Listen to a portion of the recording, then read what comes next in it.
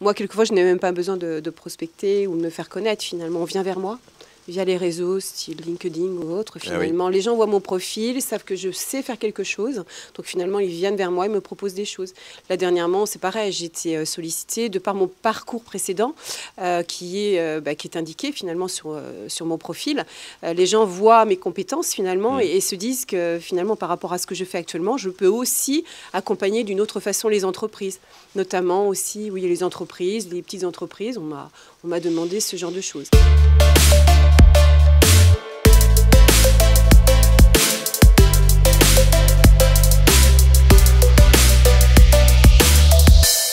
Ma vie de chef, c'est PME Pays de la Loire.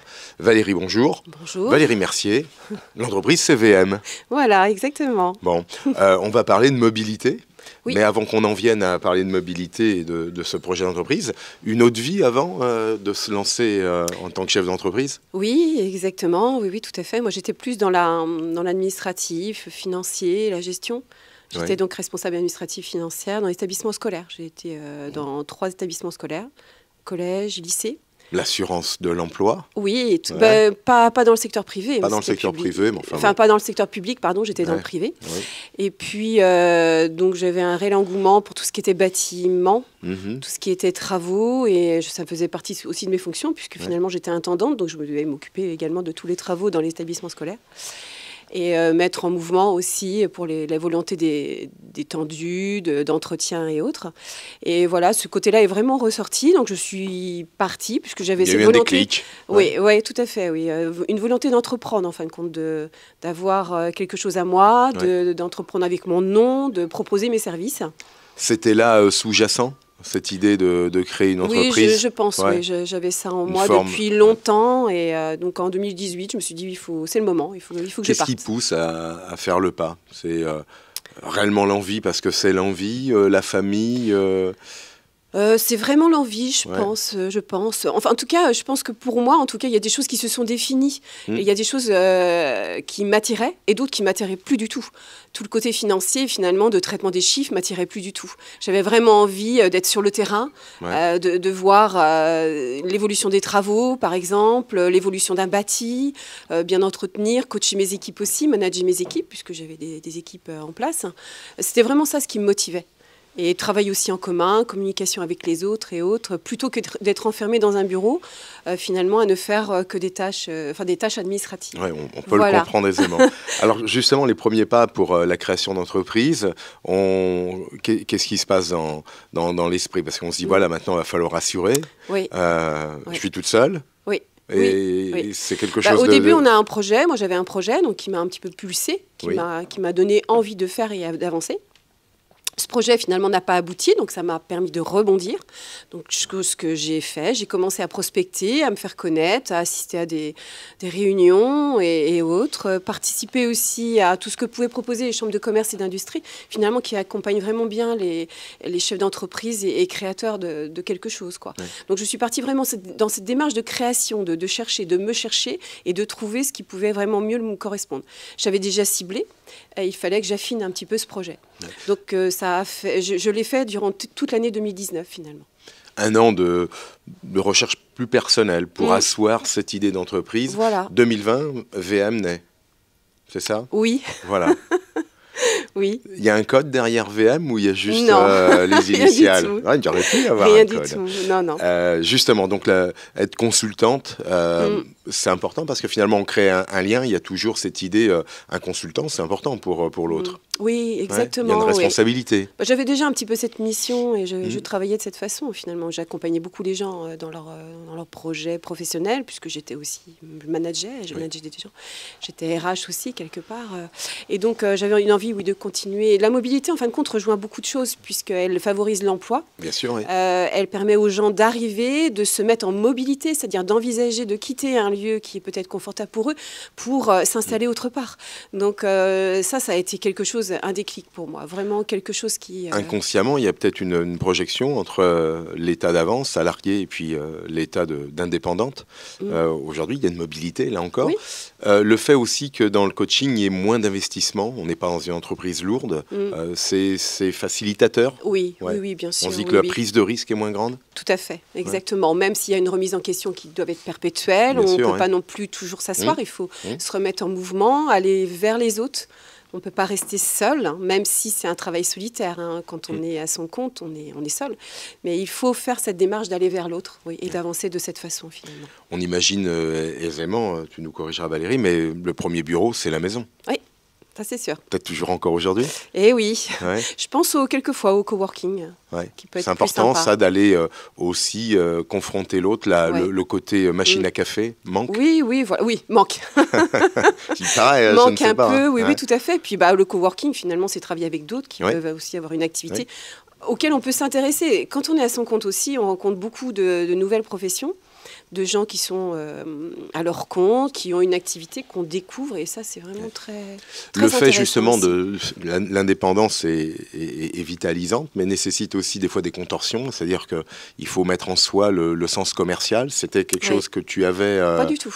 Bien, alors quand tu l'as travaillé, parce que c'est pas aisé d'aller convaincre... Alors, je ne l'avais pas, mais j'aime bien aller vers les autres quand même. Donc je pense que c'est ce qui me sauve quelque part. C'est ce qui me permet finalement d'avancer.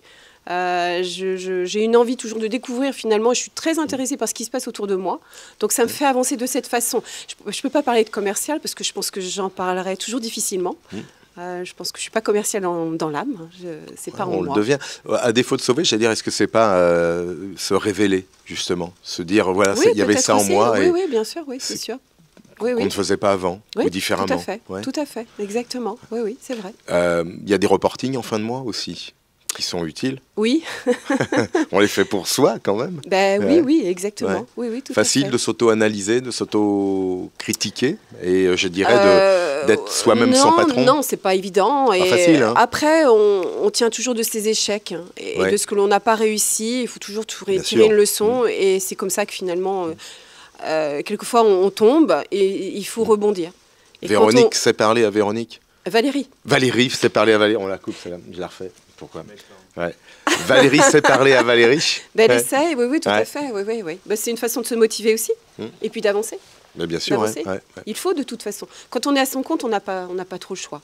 Pour avancer, il faut toujours se remettre en question, savoir faire une leçon de ses échecs pour ensuite avancer. On l'évoque à chaque fois dans la création d'entreprise. C'est vrai que le pôle commercial, on vient de l'évoquer, il est forcément fondamental. Se juxtapose finalement aussi la communication. On voit bien qu'on a une communication commerciale, ou on a une commercialisation communicante à chaque fois aujourd'hui. Là, l'impact aujourd'hui des réseaux sociaux, du numérique dans la vie du quotidien. Il est énorme. Moi, quelquefois, je n'ai même pas besoin de prospecter ou de me faire connaître. Finalement, on vient vers moi via les réseaux, style LinkedIn ou autre. Finalement, les gens voient mon profil, savent que je sais faire quelque chose. Donc finalement, ils viennent vers moi et me proposent des choses. Là, dernièrement, c'est pareil. J'ai été sollicitée de par mon parcours précédent qui est indiqué finalement sur mon profil. Les gens voient mes compétences finalement et se disent que finalement, par rapport à ce que je fais actuellement, je peux aussi accompagner d'une autre façon les entreprises. Notamment aussi, les entreprises, les petites entreprises. On m'a demandé ce genre de choses. Et c'est pas la première fois, ça arrive régulièrement. On est plus sur une démarche finalement. Enfin, vous voyez, j'apprécie ce genre de réunion là ce matin parce que justement, on rencontre les gens, on parle de façon très informelle. On fait plutôt la démarche d'aller vers l'avant. Vers les réseaux, en fin de compte, on attend maintenant. On attend. Et c'est pas forcément évident d'attendre puisque finalement, ça peut venir ou ne pas venir.